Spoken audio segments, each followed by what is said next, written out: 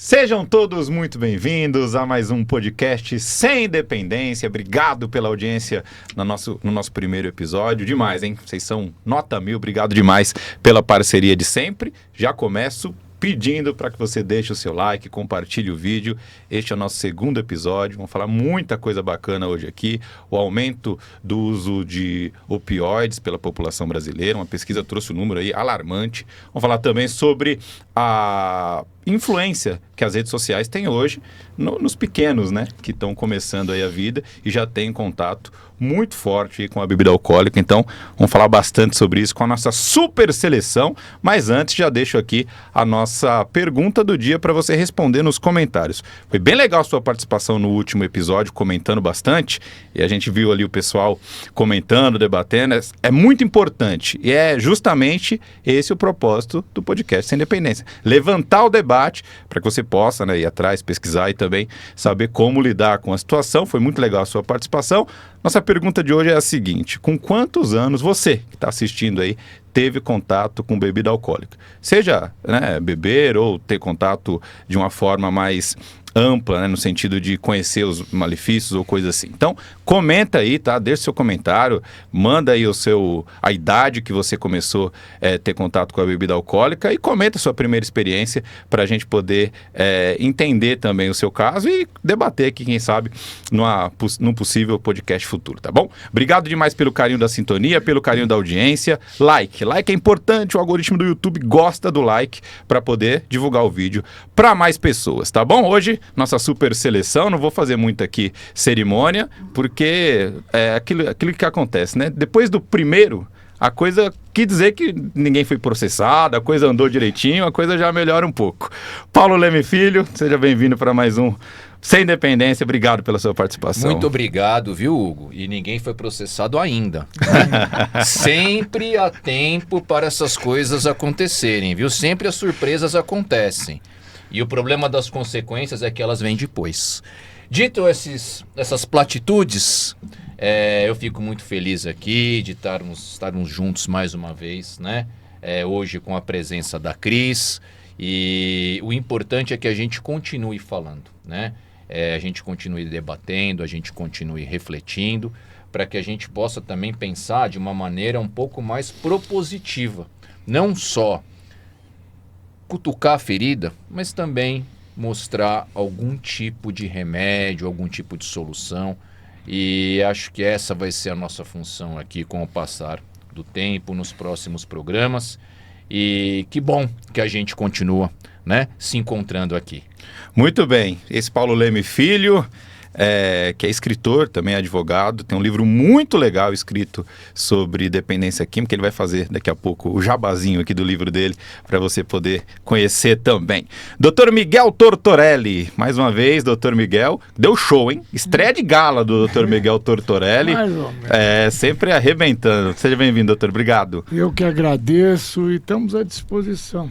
Mas antes de passarmos aos convidados que estamos aqui na mesa, pedir para o Dr. Paulo se ele pode falar o que é opioides, porque tem muita gente que está nos assistindo e não sabe o que é isso. Por favor, Dr. Paulo.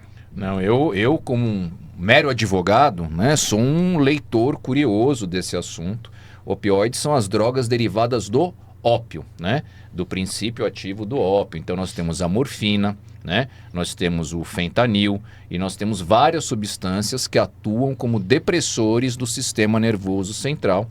Os opioides, de uma forma geral, hoje nós temos uma variedade muito grande, né? É claro que nós vamos debater isso mais à frente, mas o opioide são substâncias de extremo potencial viciante. Há quem diga que a dependência química causada pelos opioides é pior, ela é mais impactante, ela é mais incisiva do que o próprio crack.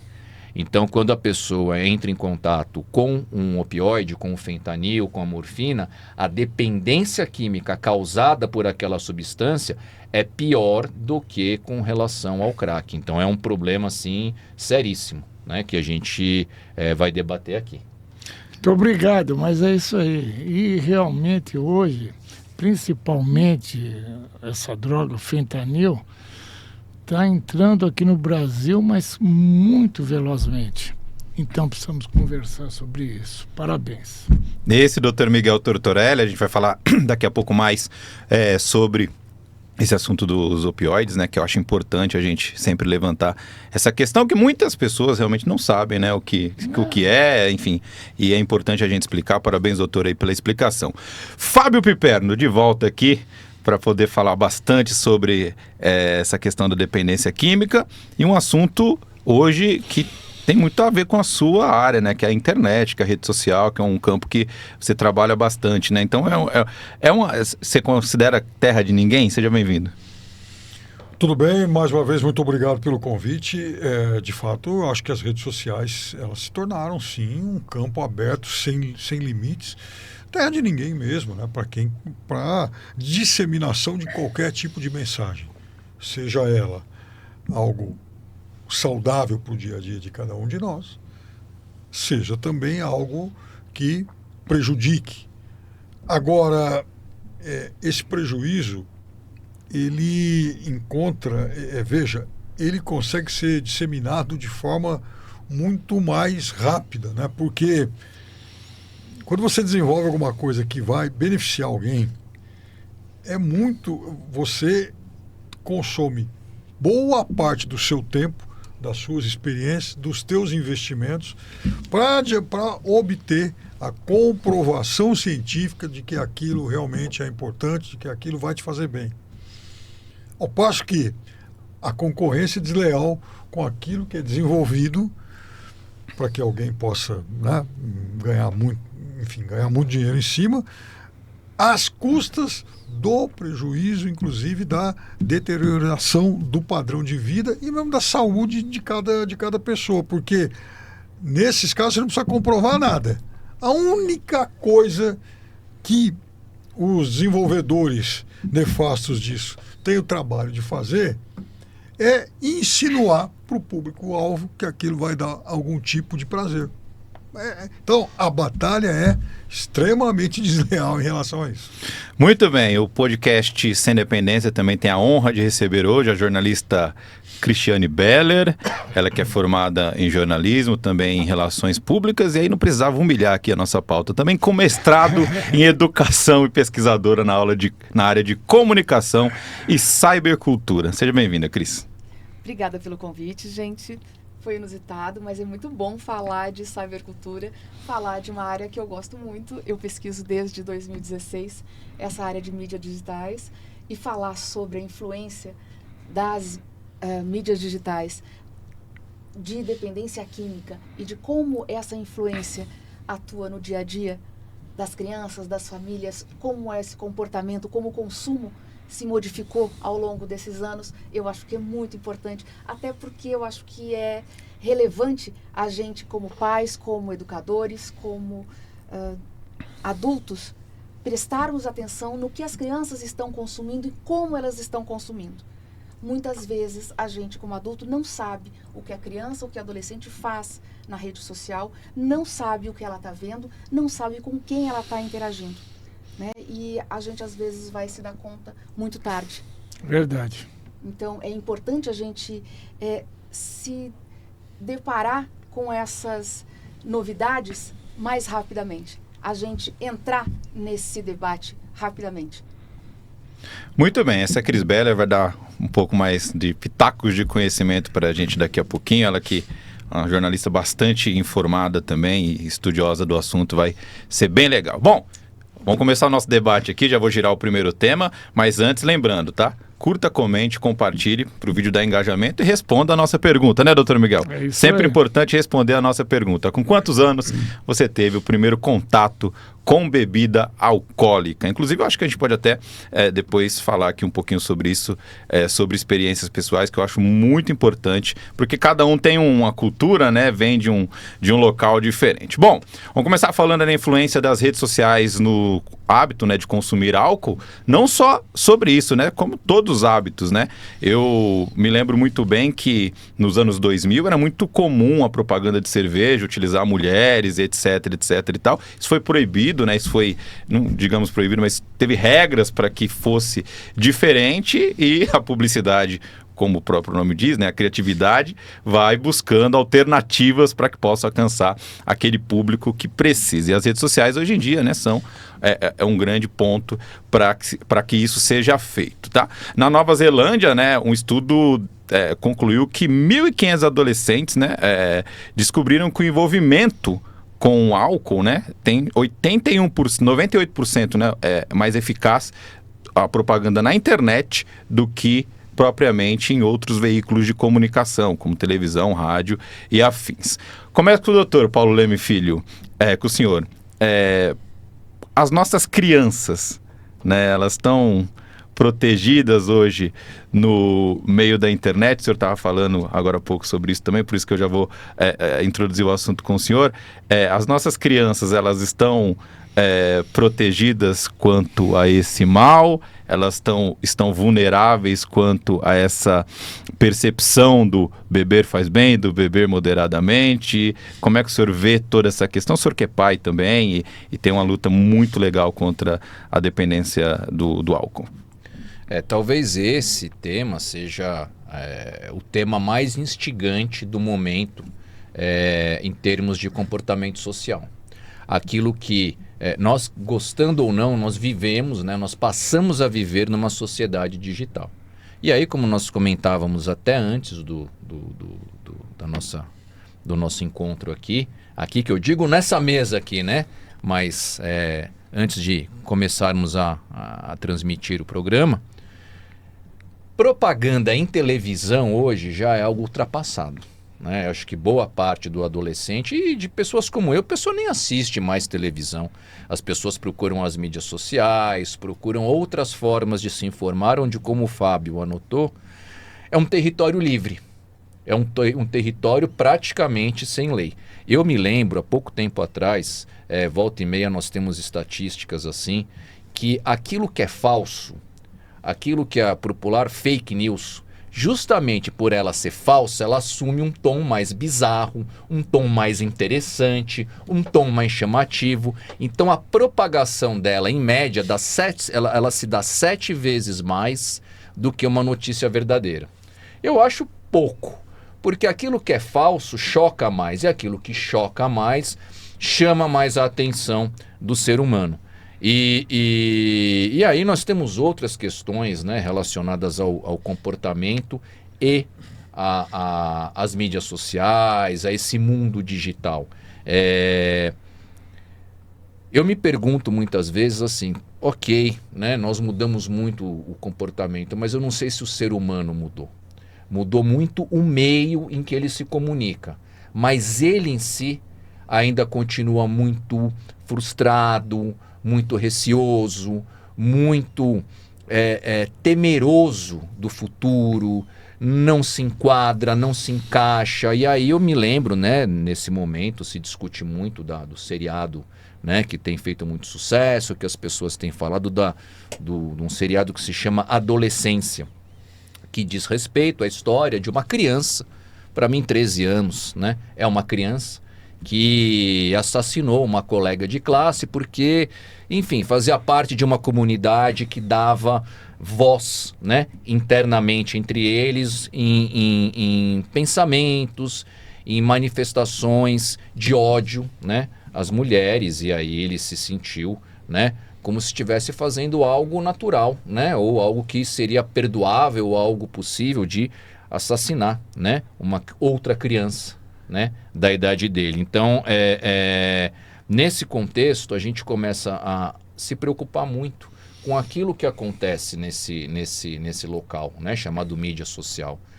Uma pessoa que tem algum tipo de influência falar brevemente que beber, né, é uma coisa muito boa, ou que tal droga X, Y ou Z é uma coisa maravilhosa, o impacto disso daí nessas pessoas é algo assim gigantesco. E é um ambiente não regulado. Então talvez o nosso grande desafio seja como é que nós vamos formar as pessoas para lidarem em ambientes não regulados. Como é que eu vou falar isso para uma criança de 11 anos, de 12 anos? Os costumes mudaram. Eu não tenho a menor dúvida disso, né? Eu convivo com adolescentes, eu sei como é que funciona. Mas o ser humano não mudou tanto assim. O ser humano ainda continua muito medroso, ainda continua muito inseguro.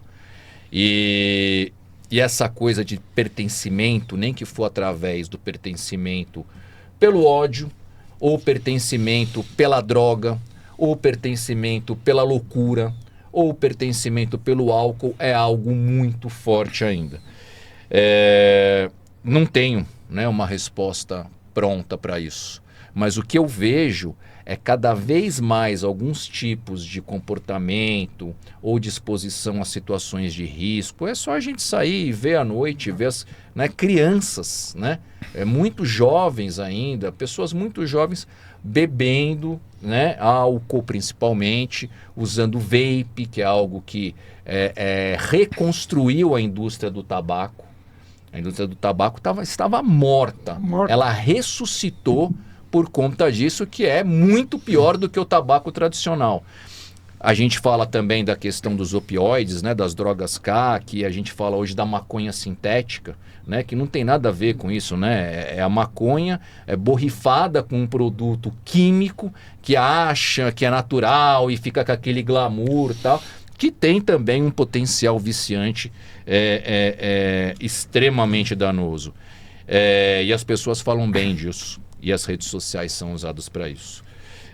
Então a gente fica preocupado, mas a pergunta que eu faço para mim mesmo é que talvez esse ambiente de maior difusão de informação também seja aquele que vai levar de uma forma atrativa a informação correta.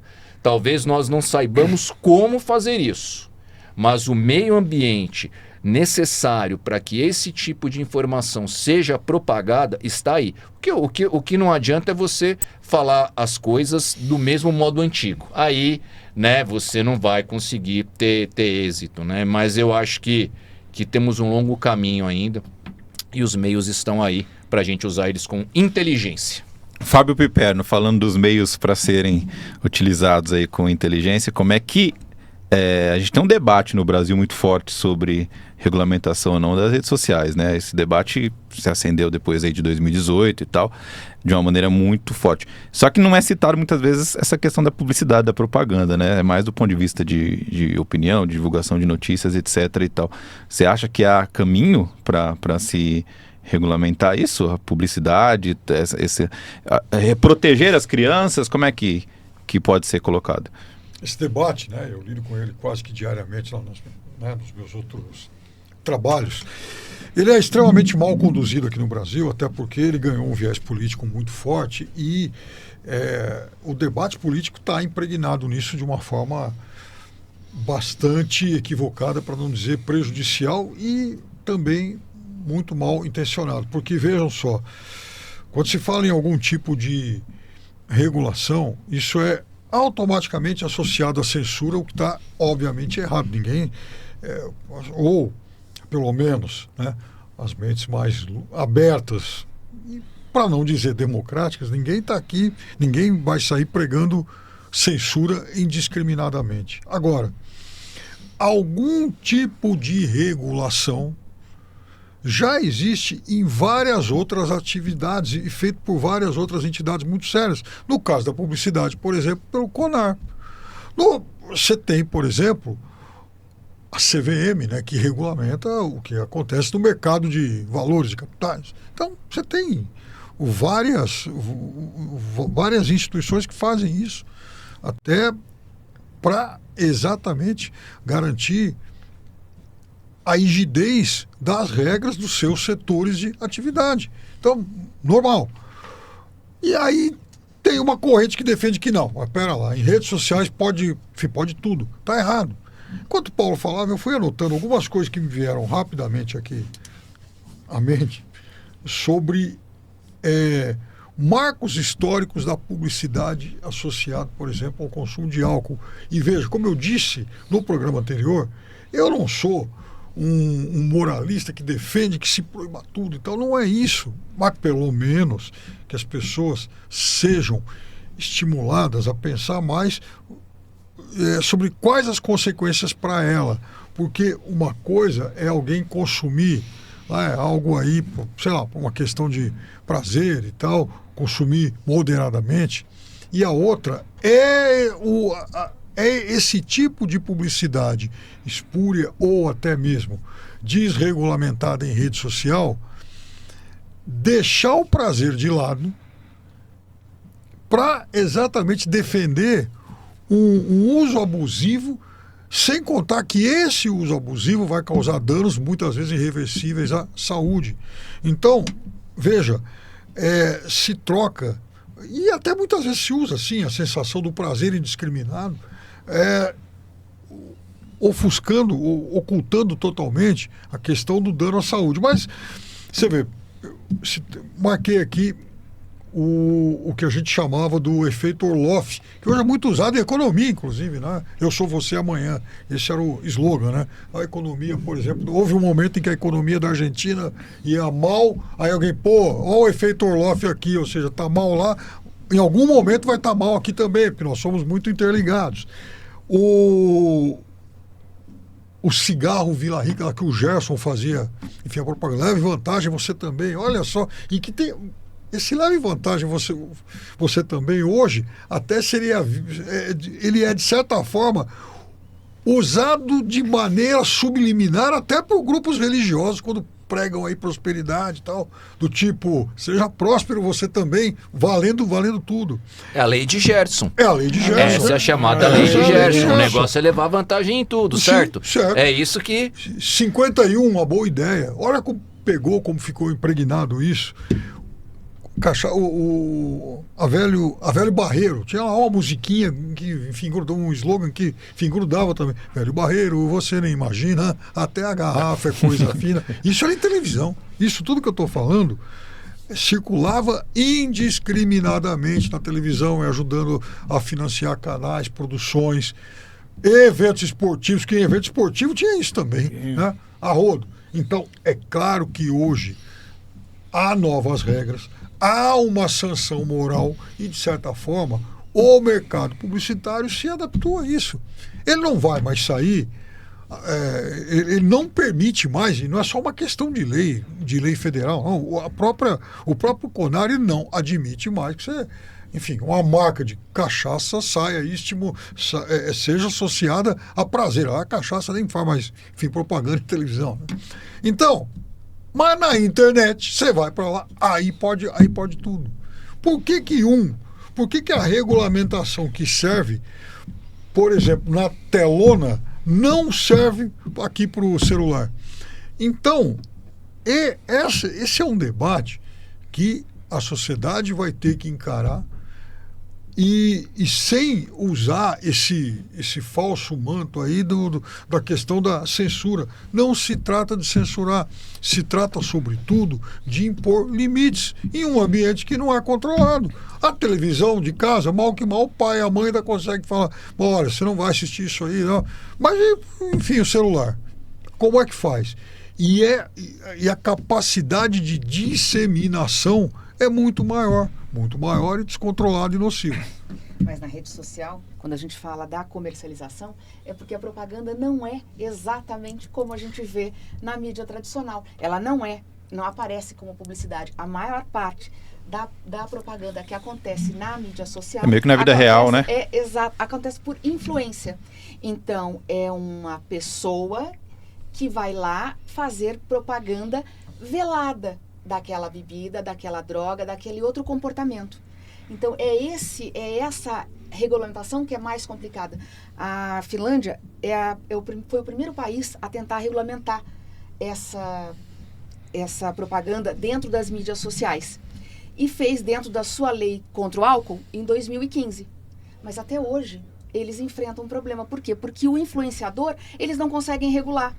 Porque aquela propaganda que a gente faz por meio de pessoas, que é o seu amigo, a gente, quando coloca uma foto, acaba influenciando a nossa rede. Imagina que hoje, mais da metade das verbas publicitárias das grandes indústrias já migraram para o meio digital. E é por meio de influenciadores que eles querem fomentar o consumo.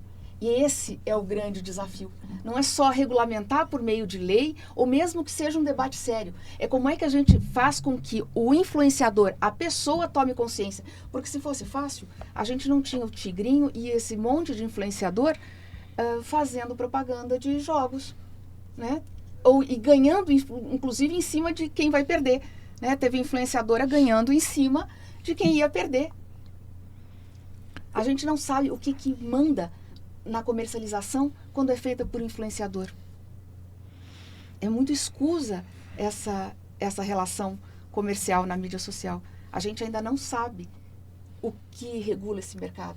Saber nós sabemos. É um desafio grande colocar isso em pauta, o Pipano, que aí sim talvez entraria na pauta lá que estão sempre falando da censura, né? Como é que eu não posso falar que isso é bom, né? Porque eu não poderia falar que isso é bom. É um debate que vai ter longos anos aí. O Miguel ia falar uma coisa aí. Fala aí, Miguel. Eu ia justamente introduzir agora, seu Miguel. O senhor no Amor Exigente atende muitas mães que têm filhos e que também tem essa questão da influência nas redes sociais. A gente tem casos de pessoas nos Estados Unidos que cometeram assassinatos, etc. e tal, a gente vai falar disso também. Mas como é que é? O senhor tem esse contato direto. Né, com mães que... Seu Miguel, eles chamam o senhor de Seu Miguel, né? Seu Miguel, o que eu faço com o meu filho? Como é que o senhor vê essa questão? E pode concluir o raciocínio do senhor. Mas, infelizmente, é isso aí. E nós temos um grupo nos Estados Unidos. O Amor Exigente veio de lá, acabou lá e agora nós retornamos e temos um grupo lá em Orlando. E em todo o mundo tá isso aí. Não é Brasil. Então, o que nós temos que entender e o que nós precisamos lutar, né? E o Paulo colocou e nós precisamos fazer isso daí. Eu lutei muito e não consegui levarmos a prevenção para as escolas. Isso daí é fundamental, né? Nós temos aí, o Lenardi colocou, a média é com 12 anos que entra no álcool. Mas eu fiz muita palestra em escolas, levei muito isso às escolas e nós vimos lá. E eu recebi no nosso grupo, já falei, criança com 8 e 9 anos, um menino com 8, a menina com 9, e já usuários. Então, nós precisamos alterar isso daí. Nós sabemos o que acontece. E essa droga K agora, que eles dizem que é maconha sintética, muitos já falaram que não existe a maconha lá de jeito nenhum, né? Inclusive... tiraram o pessoal lá, que agora falaram que diminuiu, que tem 200 pessoas. Tem muito mais, e eles levaram os usuários da droga K lá para a zona norte de São Paulo, está lá no Tremembé. Então, usuários de crack, de droga K, não pode ficar mais lá, porque eles estavam fazendo coisas que o pessoal lá não quer. Então, esse programa realmente precisa e quer levar para aqueles que nos assistem, que nós precisamos mudar. E onde é que se começa a beber? É dentro de casa. É dentro das nossas casas, né? Eu já atendi pais, né, que falam, não, ele vai beber comigo. Então, estimula ainda o seu ente querido, seu filho, com 13, 14 anos, a beber. Nós precisamos mudar isso daí. Nós temos que mudar isso daí. E levar aos pais, né? Se o pai quer beber, que saia, vai beber em um outro lugar, mas não na frente dos seus entes queridos. Nós temos isso daí, mas muito claro para nós, o que não pode acontecer. Muito claro. E recebo realmente do Brasil inteiro mães que nos procuram por causa disso. E hoje, ainda mais com jogos de azar. Mas, olha, eu recebo todos os dias, todo dia eu recebo, é do Brasil inteiro. Mães que ligam sempre à mãe. A mãe é que realmente vai à frente, quer resolver, e perdem muito dinheiro. Eu recebi ligação por 600 mil, 300 mil... Uma senhora, já falei, uma senhora empregada doméstica, R$5.000. Isso é muito dinheiro. É muito dinheiro para qualquer um. Uma senhora que trabalha em casas de família é muito mais. Então, nós precisamos mudar. E esse espaço é para levar você que está nos assistindo que realmente faça a mudança. Nós precisamos disso daí. E começa onde? Dentro das nossas casas. É lá que começa tudo. Só para rodar com vocês rapidinho, uma questão que surgiu aqui sobre essa influência. A gente teve a questão da baleia azul, que muitas crianças se suicidaram. Enfim, pessoas que saem cometendo atos em escolas. Os pais têm alguma responsabilidade sobre o controle do conteúdo que a criança assiste, Dr. Paulo?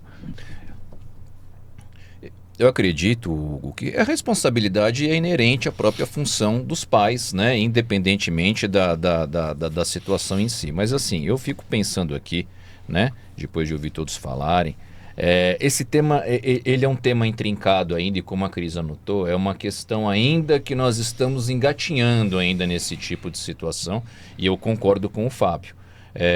Nós temos regulamentação para um monte de coisa, nós temos normas severas para comportamentos que são reprováveis e danosos a terceiros. Quando a gente fala reprovável é porque é ruim para outras pessoas, não é algo que é ruim apenas para quem o pratica.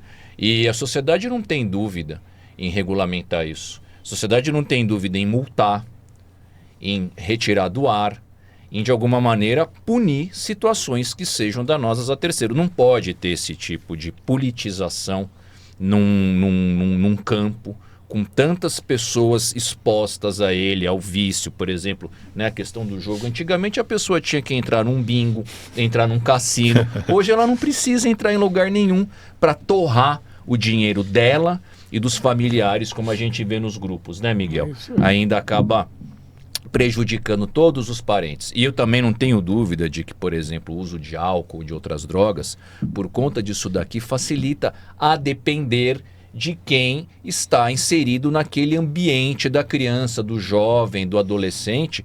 Isso daqui também é algo difícil de competir com o grupo. É algo difícil. Não é algo tão simples assim para se tratar, é algo bem complicado de se resolver.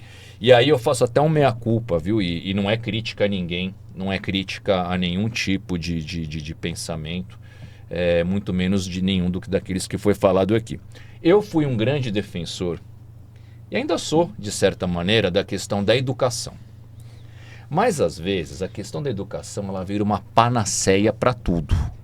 Então, assim, educação digital, educação financeira, educação ambiental, educação para dependência química. Mas o professor tem condição de assimilar tanto conhecimento assim e repassar? Nos últimos tempos, eu tive um contato muito mais próximo com a escola pública por conta de relações pessoais. É inacreditável o estado depauperado que a gente vê nas escolas públicas. Normalmente, quando nós vemos na grande imprensa ou nas mídias mesmo, alguém falando sobre escola, a gente politiza o debate também e fala muito com pessoas que estão mais no topo da estrutura, da hierarquia do governo. Então, as pessoas falam que está tudo muito bem, obrigado. Mas quando a gente vê a realidade mesmo da sala, um professor só, com 30 alunos, muitos com necessidades especiais, sem nenhum auxiliar, sem nenhum apoio do próprio ambiente da diretoria da escola, e professores adoecendo cada vez mais, pessoas que antigamente, em outros tempos, era assim, uma estabilidade você ser funcionário público, pessoa pedindo exoneração a rodo para não enlouquecer, A escola pública hoje, ela virou um ambiente de fabricar professores com doenças mentais. Não só a escola pública. Né? Eu falo, da escola eu falo assim, então assim, querer que essa escola, que já mal e mal consegue lidar com as dificuldades que tem, ainda vamos jogar mais essa, vai ficar difícil. Mas eu acredito, Miguel, que esse é o caminho. O que falta fazer é só estruturar isso melhor, estruturar essa escola melhor, para que a partir daí ela ganhe mais responsabilidades, para que a partir daí ela ganhe outras incumbências. Nós falamos isso, eu acredito nisso. Né? Não adianta você ensinar português, matemática, história, geografia, se dali a um ano essa criança vai fumar uma pedra de crack. E o que você investiu nela acabou. Esquece. E nós temos recebido, né, crianças com dificuldades emocionais, crianças com dificuldades de segurança alimentar, e a escola precisa se preparar para dar conta de tudo isso e também de outras questões. Não mudo a minha sugestão de que a escola assuma sim esse papel, como o Miguel anotou, né? Mas tem que ter estrutura. Tem que ter uma estrutura que hoje, ó, tá longe de ter. Tá longe de ter. E assim, é algo alarmante. Para finalizar o assunto, porque eu falo demais, né? Tranquilo. E prometo que nos próximas falas serei mais breve. Faço a promessa solene, viu?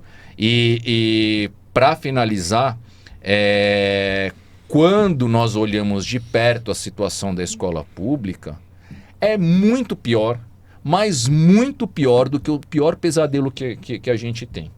É algo assim impressionante. E o professor, ele não tem apoio de ninguém.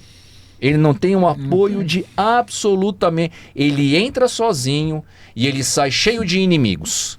Ele sai pior do que ele entrou, porque muitas vezes a diretoria também não quer se comprometer, os pais podem fazer algum tipo de reclamação e o diretor não hesita em apontar o dedo para o professor e falar assim, não, eu não tenho nada a ver com isso, é com ele. Né? É um ambiente muito difícil e talvez a sociedade não tenha se dado conta ainda da urgência de fazer uma reforma profunda nessa área. Muito bem, Dr. Paulo Leme Filho, trazendo aí uma opinião importante, né, a respeito das escolas, que eu acho justamente isso, até completando um pouco, doutor, não só o professor se está nessa posição, como muitas vezes a criança vai tendo como única fonte de inspiração ali, presença materna, muitas vezes, a própria professora, né? Então vira mais uma questão de convivência até do que propriamente de aprender algo. Isso é uma coisa que deve ser mudado com conversas e mais conversas e anos de reformulação. Muito bem, esse foi o nosso primeiro tema. Obrigado demais você que está aqui até agora. Está aqui até agora, faz um favor para mim. Para nós, para todo mundo que precisa saber do assunto, deixa o like é importante demais, engaja o vídeo e comenta. O que é like? Tem um joinha ali no YouTube, quando o senhor entra no YouTube tem um joinha lá, é só apertar, o YouTube vai entender o seguinte, olha, esse vídeo é importante, tá todo mundo curtindo e vai jogar para mais pessoas, aparecer para mais pessoas. Não, então, tudo bem, mas é bom. Essa é a forma. Esse vídeo é importante? Muito. Então é melhor não explicar muito. O pessoal não vai dar like então, nem.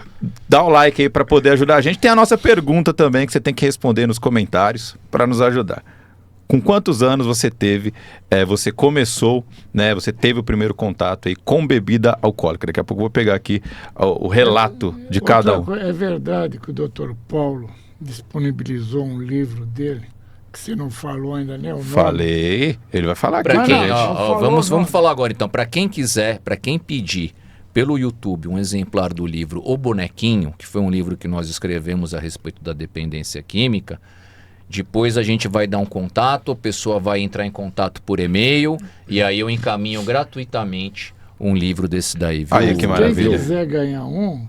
Mas tem que responder a pergunta, né? Tem que responder a pergunta. Responda a pergunta para você concorrer aí a um livro do Dr. Paulo Leme Filho, O Bonequinho. Cris está levantando a mão. Quer falar alguma coisa, Cris, rapidinho? Eu queria só corroborar o depoimento do Dr. Miguel, contando o seguinte, tem uma pesquisa americana que traz o seguinte, 87% dos pais não acreditam que as mídias sociais aumentem a probabilidade dos seus filhos beberem. E aí eu vou trazer esse dado aqui para o Brasil, dizendo o seguinte, que 80% dos pais não sabem o que os filhos acessam na internet. E isso é segundo a Cyber Handbook de 2021. Então, assim, os pais não acham que a internet influencia, mas eles também não sabem o que os filhos fazem. É verdade.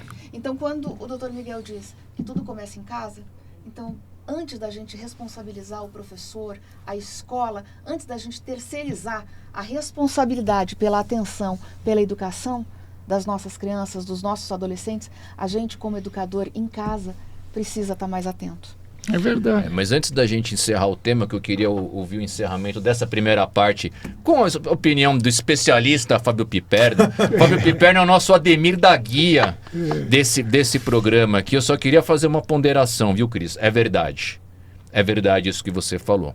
Mas nós temos famílias em condição de vulnerabilidade material tão grande, mas tão grande, pessoa que precisa acordar às 4 da manhã para pegar um ônibus, para conseguir algum trabalho, para ter... que é difícil. Às vezes a gente imaginar ou querer mesmo, né, que as pessoas, como seria no mundo melhor, né, que a gente vai chegar lá um dia, elas tivessem esse tipo de controle mesmo, de acesso, né? Então às vezes tem essa dificuldade. Fala, Fábio, desculpa. Não, rapidamente para a gente encerrar esse assunto. Ouvindo, aprendendo e refletindo rapidamente, eu acho que a publicidade, principalmente a de cerveja, né, que há alguns anos adotou o beba com moderação, foi importante isso, mas eu sou e sempre fui a favor de mensagens mais impactantes. Eu acho que o beba com moderação poderia vir acompanhado de você quer prazer ou doença. Eu acho que é uma... E até sobre as bets, né? Tinha um pessoal fazendo segunda renda com bet. Lembra dessa época? Acho que há 2 anos atrás, há 2 anos mais ou menos, o pessoal ensinava como fazer segunda renda com bets, etc e tal. E as casas de apostas hoje têm colocado, todo mundo que anuncia a casa de apostas, precisa falar, olha, não faça segunda renda, isso é uma brincadeira. Eu teve uma frase do Fábio, nós vamos até recuperar depois, eu vou recuperar para falar que foi minha, viu? Eu vou pegar, ele falou alguma coisa aí na outra fala dele, eu vou recuperar e vou falar como se fosse minha. Mas assim, eu desconfio muito de quem tem lucro com a doença alheia. Eu desconfio muito. Não foi isso que ele falou de uma forma muito mais inteligente, que eu vou depois apropriar, mas eu desconfio muito disso, sabe? Quando você tem alguém ali colocando uma propaganda e ele vai lucrar com a desgraça, com a tragédia do outro. Claro que isso é uma boa discussão também, né? Mas é algo assim, né, que eu fico muito... No mínimo de caráter duvidoso. Eu sou muito reticente com isso, né? Quando a própria pessoa que está ali ganhando com aquilo, né, vai falar lucro, alguma né? coisa, vai falar alguma coisa a respeito dele mesmo, né? Acho que é um bom ponto até para quem gosta de assistir, né? Filtrar isso, tá anunciando isso, talvez eu não deva nem consumir muito esse conteúdo. Vamos girar nossa pauta aí, vamos falar um pouco agora sobre o aumento do uso de opioides no Brasil, né? Em 10 anos aí, pulou de 0,8% da população brasileira para 7,6% em 2023, né? O primeiro dado é de 2012, tá? Em 2019, né, o levantamento da Fiocruz, Fundação Oswaldo Cruz, identificou que mais de 4 milhões de pessoas, né, já fizeram o uso de opioides sem prescrição médica. Acho que é um tema importante, acho que é um tema até de responsabilidade, né? Acho que é importante a gente citar sobre isso, né? Doutor Miguel, o senhor que lida diariamente, acho que a opinião do senhor é fundamental sobre esse aumento, né? Porque acho que se aumentou o opioide, aumentou também o uso de outras drogas, né? Acho que é uma escada. Tudo. Rapidamente para a gente poder girar legal aqui. Não, aumentou tudo. Agora, você pega o pessoal que vai nas baladas hoje, né? Todos estão consumindo, né? Todos estão consumindo. Agora, o fentanil é uma droga que realmente se espalhou aqui no Brasil e vem da China, né? Vem da China. Parece que a China é o maior produtor do fentanil. Agora, como isso entra? Como isso daí se espalha, né? Então, isso está crescendo muito aqui, está aí. Nós acabamos de escutar, ouvir o que você colocou aí, né, de quanto aumentou o consumo disso. E vai continuar assim, mas vamos deixar que isso aconteça. E nos nossos grupos, nós sentimos isso daí. O pessoal está usando muito, muito. Agora, existe dentro, né, daquilo que nós passamos, nós temos lá dentro do Amor Exigente, as salas de sobriedade, onde nós recebemos isso. E recebemos nas famílias as mães desesperadas por causa disso. O que será que nós vamos fazer? A polícia está levantando, está realmente indo atrás. A gente tem visto aí, ao menos na televisão, mostra que o número de pessoas que são pegas vendendo drogas também aumentou. Será que isso vai até quando? Porque para ter isso daí, tem que aqui nós não fabricamos. Tem algumas coisas que são fabricadas já aqui no Brasil. Que nem essa droga cá está sendo fabricada já dentro aqui, né, do Brasil. Será que isso daí tem condições de barrar? Temos condições de trabalhar mais em cima disso? E as escolas precisam levar, por isso que a gente luta muito, para levar para as escolas essa informação. Nós temos que levar para as nossas crianças o que é a droga, os malefícios que elas causam, né? E é raro os lugares que abrem esse espaço, né? Aqui nós temos essa live que nós estamos aqui. Agora, canais de televisão que abrem espaço, não existe. Tem o canal na Rede Vida, que tem um programa às segundas-feiras apenas. Nenhum canal de televisão abre espaço para falarmos sobre drogas. Por quê? Então, nós precisamos levar mais informações para aqueles que estão do outro lado, estão nos assistindo. E aí nós temos que ver, que nem o Piperno falou, né, as redes sociais. Temos que entrar nas redes sociais. Será que pode entrar? Tem espaço para isso? Eu acho que há uma coisa que o Brasil não pratica em relação às redes sociais, que é o fim do anonimato, né? A obrigatoriedade do sujeito se identificar. Então tem muita gente que cria perfis falsos e usa para isso aí, para fins ilícitos, inclusive. Porque aqui no Brasil a legislação ela é ainda muito, digamos, gelatinosa em relação a esse negócio, né? Ela não tem rigidez em relação a isso. Então, aí quando chega, por exemplo, o momento de uma disputa política, alguém vai acabar se lembrando disso. Puxa vida, é necessário então para a gente inibir o uso ilícito de inteligência artificial que se coíba o anonimato. Ótimo, perfeito. Só que não pode ser visto apenas sob essa ótica de momentos específicos, como é uma disputa eleitoral, mas isso tem que fazer parte isso tem que ser uma regra, não, enfim, uma regra perpétua. Não, você não pode abrir um perfil falso. Fim de conversa.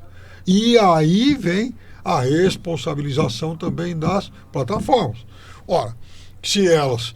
Não adianta ter uma lei, ter uma regra, se a plataforma, que tem lá a chavinha para permitir ou não, ela não está nem aí, porque afinal de contas ela vai querer volume, disseminar a mensagem, ou seja, ela faz um uso mercadológico disso aí. Então, tem que ir na fonte, tem que começar a responsabilizar quem permite isso. E eu continuo defendendo um uso mais agressivo da propaganda oficial, inclusive, e também dos próprios veículos que produzem conteúdos. Ou seja, por que não se mostra? Vamos lá direto para chocar. Mostra, por exemplo, pessoas, enfim, como as pessoas ficam quando elas não conseguem sair desse tipo de doença. É isso, enfim, tem que perguntar para a família o seguinte: é isso que você quer para a tua família? Ou seja, você mostra no pacotinho de cigarro hoje, né, o cara lá, né, todo maltratado e tal. Mas por que só vale para o cigarro? Por que isso não faz parte do dia a dia, por exemplo, de propagandas oficiais, inclusive? E já que há vários governos, enfim, municipais, estaduais e tal, querendo intervir com um monte de gente, com, enfim, um monte de temas em escolas, é isso também. E não só contar, falar assim, puxa, isso vai fazer mal, porque, né, vai levar o teu dinheiro, a tua saúde. Não, é mostrar, assim, com casos reais do dia a dia. Olha, você quer ficar assim? Olha o estado desse fulano. Você quer isso pro teu filho? Né? Você quer isso pro teu irmão? Então, se a propaganda não chocar em relação a isso, ela vai ter um efeito muito limitado, para ser bem otimista, inclusive. Doutor, assusta o aumento, né? 0,8 para 7,6. Estava fazendo uma conta aqui na minha cabeça. Internautas me corrijam, né? Caso queiram. Mais de 12 milhões de pessoas. Melhor não corrigir, não. Mais de 12 milhões de pessoas, né? 7,6%, estão 230 milhões. Exatamente. 12 milhões de pessoas aí fazem uso, né, do analgésico opioide. Nos Estados Unidos, né, o fentanil, que é um opioide, ele causa 50 mil mortes por ano. Um Vietnã por ano de overdose. Nem fala de outras, né, de outras drogas, né, e de outras situações como acidente de trânsito, briga, assassinato. Mas mortes de overdose, nós estamos falando de 50 mil por ano nos Estados Unidos. Essas coisas vêm, essas coisas chegam, né, no Brasil. Agora, quem, por exemplo, conhece São Francisco, eu não conheço, mas diz que é uma cidade assim que ela se transformou em termos da dependência química. É um local em que há algumas décadas atrás, em relação a hoje você percebe o quê? Como se fosse uma Cracolândia muito grande, com aquelas pessoas andando com carrinho de supermercado ali, todo mundo com aquelas características típicas, né? Tristes do uso dos opioides, né? Do fentanil, das drogas da família K. Isso é algo que você vê. Eu estive recentemente numa cidade, por uma questão profissional, numa cidade do interior da Argentina, uma cidade turística chamada Mendoza. Em Mendoza, há 15 anos atrás, eu estive lá, aí por razões turísticas. E existe a praça principal da cidade, que era uma praça que lembrava muito assim, aquelas praças do interior de São Paulo, de 30, 40 anos atrás, com as pessoas ali conversando.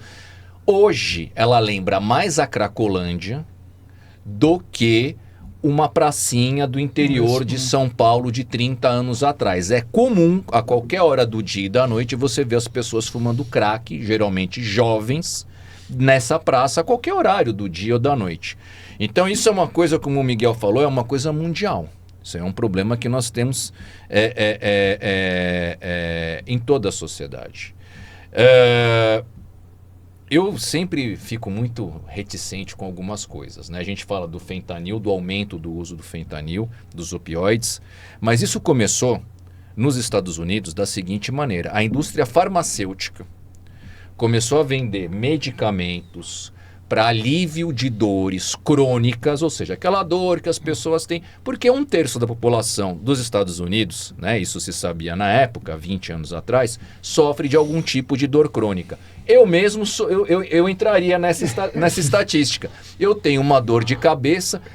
A coisa de uns 5 anos para trás era pior, assim, né? Era uma vez por mês eu tinha uma dor de cabeça que, assim, ela quase que me inutilizava por um dia. Hoje é uma vez por ano, 2 vezes por ano. Hoje melhorou muito isso, não sei nem porquê. Mas eu posso ser considerado uma pessoa que tem dor crônica, né? De vez em quando eu tinha uma dor de cabeça e tal. E as indústrias farmacêuticas começaram a vender produtos que tinham na sua composição o opioide. E mostraram pesquisas para o Departamento de Controle de Drogas ali dos Estados Unidos, dizendo o seguinte, que aquilo lá, a chance de viciar uma pessoa era 0,0000001%. E lançaram no mercado esses medicamentos. Em pouquíssimo tempo as pessoas, muitas pessoas, mas muitas pessoas mesmo, se viciaram. Em pouquíssimo tempo, o mercado dos cartéis mexicanos perceberam que dava para falsificar aquilo lá, que dava para fazer laboratório daquilo, que dava para colocar essa droga na rua a um preço muito mais barato. Pela lei de oferta e procura, rapidamente as pessoas migraram para esse tipo de droga, e a conclusão que nós temos é que 50 mil mortes por ano, mais processos e processos bilionários hoje de estados ou cidades movendo ações judiciais contra a indústria farmacêutica. A própria Johnson & Johnson recentemente, coisa de 2 ou 3 anos, alguma coisa assim, talvez até um pouco mais, fez um acordo bilionário com relação a isso. Então, quando nós falamos a respeito da nossa desconfiança, é que assim, para quem produz a loucura, é difícil ele falar que a loucura é ruim. Se ele está ganhando dinheiro com aquilo, é muito complicado. Por isso que eu acredito mesmo, assim como tem, né, como o Fábio observou, assim como tem o banco, que se ele abrir uma conta fraudulenta, ele é responsável por indenizar aquela pessoa que foi vítima disso daí, a plataforma da rede social do mesmo jeito, né? Ela tem que ser responsável. E assim, tem em juridiquês, tem uma questão que se chama responsabilidade objetiva. Causou dano, você é responsável. Não adianta falar que você tomou as cautelas. Não, permitiu que alguém com um RG falso, de uma identidade falsa, entrou na rede social, tem que ser responsabilizado. E para finalizar, essa fala que eu não consegui cumprir minha promessa de ser breve. Que isso? Não consegui. Você foi Não breve. consegui. Aula né? nunca é breve, Não doutor. consegui. Para mim, né, o grande problema dessas outras drogas e dos opioides, especialmente, é que ele não é como, por exemplo, o álcool, né? Como nós falamos no último programa, que algumas pessoas entram em contato e acabam não desenvolvendo a dependência, não desenvolvendo a doença do alcoolismo e tem uma vida normal. O problema é que, com relação aos opioides, não existe essa hipótese. Não. O sujeito ele não fuma crack só quando o Corinthians é campeão.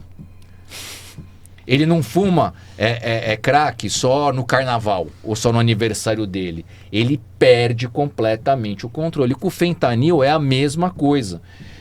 E aí a gente está falando de outra situação, que o álcool, né, ele propicia aquele ambiente permissivo, aquele ambiente de coragem.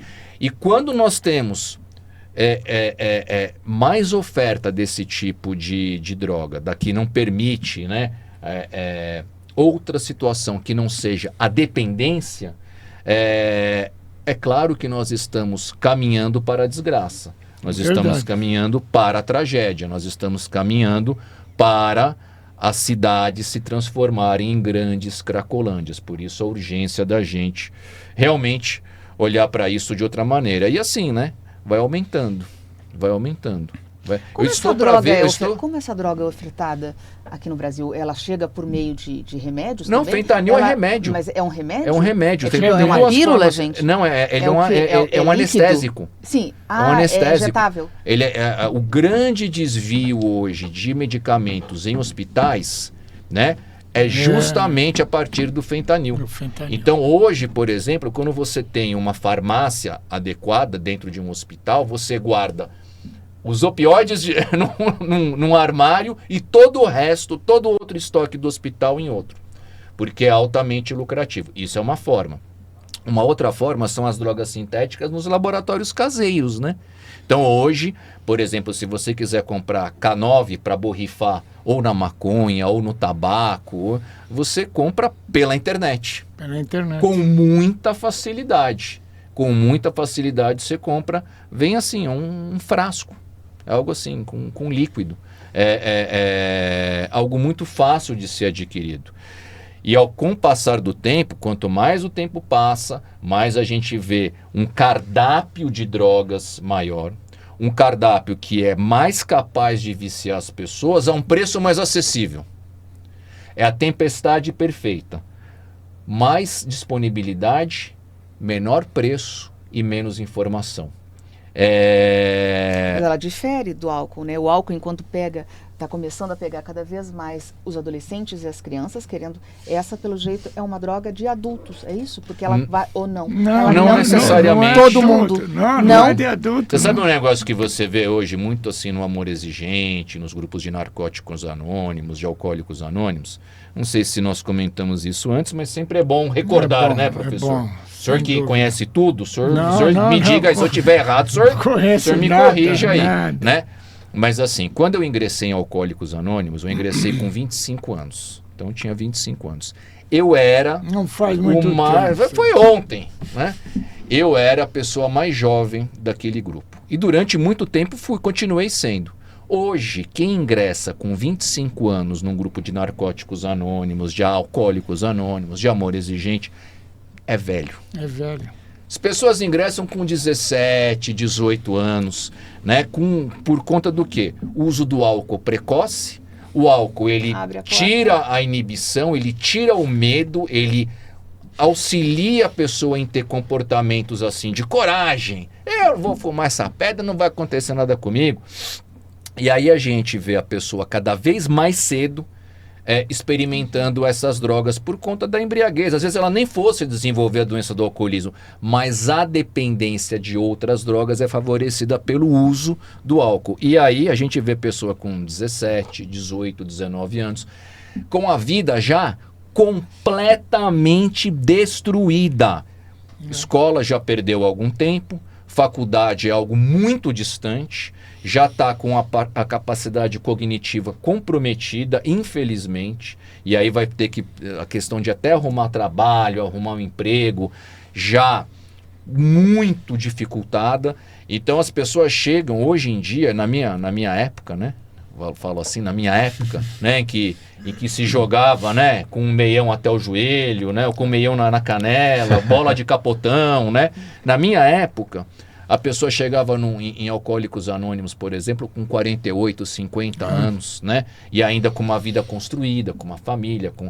Hoje, a pessoa chega com 19 anos, mas com a vida já arrebentada, já com problema penal, com problema de saúde. É outro mundo. É outro mundo. O mundo da dependência química de hoje é completamente diferente do mundo da dependência química de 28 anos atrás. E esse tipo de notícia, ele me faz, né, não ser muito otimista com relação a daqui aos próximos 28 anos. E hoje todo mundo é muito corajoso, né? Por conta do que vê nas redes sociais, por conta dos exemplos que absorve e tal. Fala, doutor, rapidinho. Não, só perguntar para o doutor Paulo.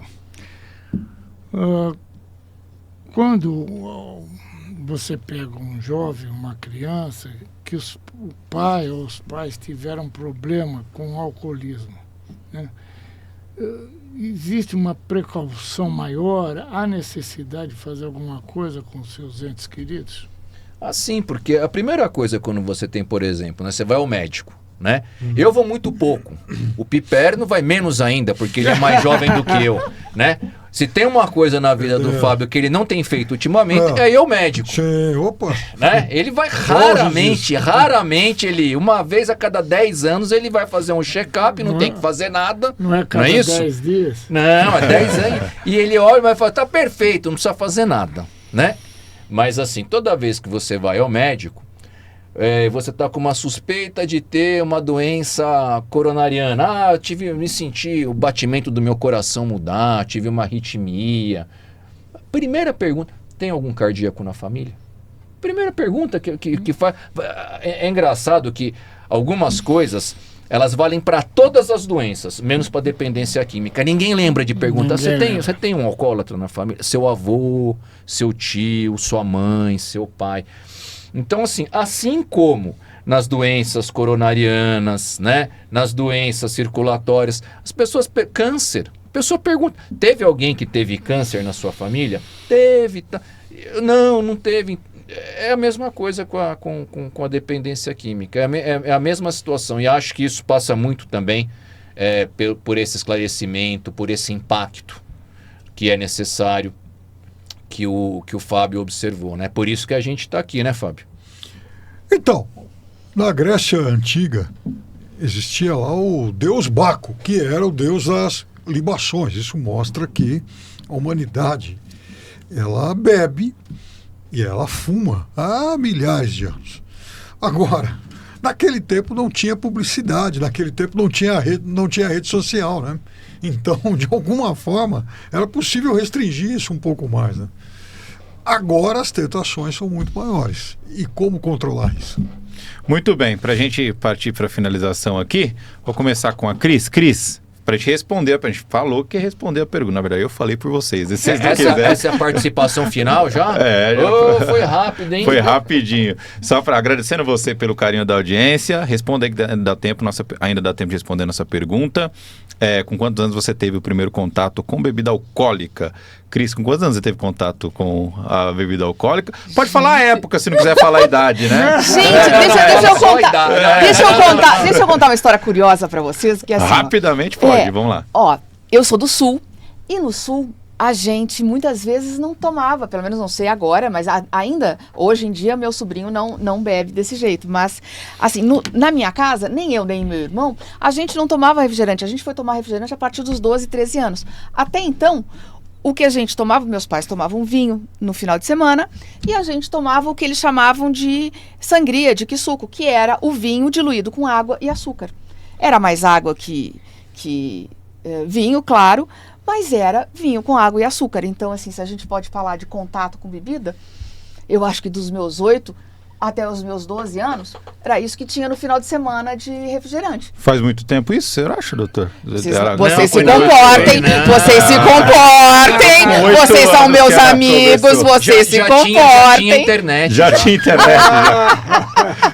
Fábio Piperno, quantos anos? Só para responder rapidinho, a gente vai para a finalização aqui do programa. Uns 14, 15, cerveja, e eu, desde sempre, não sei porquê, eu jamais bebo destilado. Não gosto, não bebia quando, enfim, adolescente, muito menos adulto. E confesso para você que eu tenho alguns traumas em relação a isso, por ver como isso prejudicou algumas pessoas de quem eu gosto muito. Muito bem. Doutor Paulo, quantos anos?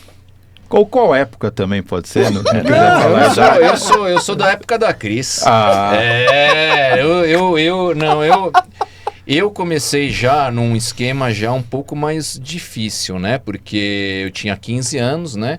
E na escola que eu estudava, havia o hábito das pessoas matarem a aula, beberem álcool e jogarem truco. Então foi nessa brincadeira, né? Era algo que era visto como algo muito inocente na época, algo muito assim, natural de se fazer. Então com 15 anos. 15 anos. Doutor Miguel Tortorelli, pode falar a época também. O senhor é um homem muito bem resolvido, né? Não há nenhum problema. Não há nenhum problema quanto a isso. Acredito também seja por 15, 16 anos. E parou quanto tempo, doutor? Faz 25 anos que não bebo absolutamente nada. Muito bem. E vamos só fazer um detalhe, né? E o Miguel não bebe, não por conta dele ter desenvolvido algum tipo de dependência, por conta da filha dele. Muito legal. Que é uma pessoa que está em recuperação, eu conheço, né? E o Miguel, ele adotou a postura, né, de servir, né? Como um companheiro à filha mesmo. É isso aí. Como é que eu vou exigir que ele não tenha um comportamento se eu tenho? Então, realmente, em casa não entra bebida alcoólica e eu não tenho absolutamente nada. Quando meu filho casou, não tinha bebida alcoólica. Na festa, fizemos uma festa, tal, o pessoal desesperado, cadê o uísque? Não tem. Gostei do desesperado. Solidariedade é fundamental para quem que precisa se recuperar. Foi o que o Piperno, inclusive, disse aqui no último programa, né? O que o Dr. Miguel faz. Não entra em casa porque ele tem uma pessoa em casa com problemas de bebida alcoólica. O Piperno deu esse exemplo aqui no último programa. Falou, se você tem um amigo que tem essa... Não chame pro happy hour. Você vai chamar, né? Você vai, né, fazer com que isso... Nossa, a questão social, ela é algo complicado também de lidar, né? Muito bem. Bom, o apresentador não precisa falar, né? Lógico que precisa. O apresentador nunca tomei, nunca ingeri nenhuma bebida alcoólica de forma voluntária, né? Involuntariamente, uma vez num copo que eu não sabia o que tinha dentro, acabei tomando vinho. Foi uma das piores experiências da minha vida, assim, disparado. Mas eu tenho um caso na família, meu pai acabou falecendo por conta do álcool, né? Voltava de um local embriagado, foi atropelado. Eu conto essa história na internet, o pessoal dá risada, numa estrada que passa um carro a cada 3 horas, ou seja, realmente é um grande problema que às vezes se tem. Meu pai acabou falecendo, eu tinha 5 anos de idade, e a gente tem essa questão com o álcool. Por isso, inclusive, doutor, um grande prazer estar aqui mediando esse assunto, porque é um assunto que acaba de forma direta e indireta com várias famílias. As pessoas não têm a menor ideia, muitas pessoas não têm a menor ideia quanto é crescer perdendo o pai aos 5 anos de idade, por uma coisa totalmente evitável, muitas vezes por falta de aconselhamento, por falta de qualquer outro tipo de situação. Então, agradecendo a vocês... Só um parênteses. E para nós aqui é uma honra ter você aqui como apresentador do programa, viu? Para nós aqui, Hugo, sempre foi uma oportunidade em estar junto com você. Que isso, eu agradeço. E que bom, né, que você superou isso, se tornou um profissional de respeito, né, e está aqui nos ajudando hoje. Que isso, uma grande honra. Quando me chamaram, eu falei, meu Deus, largo tudo, vamos fazer o programa lá no Mas foi por causa do Fábio. Não, quando eu sabia que era o Piperno, eu falei, assisto todo dia o homem, pelo amor de Deus. Muito bem. Doutor, obrigado, hein? Obrigado por mais uma. Obrigado.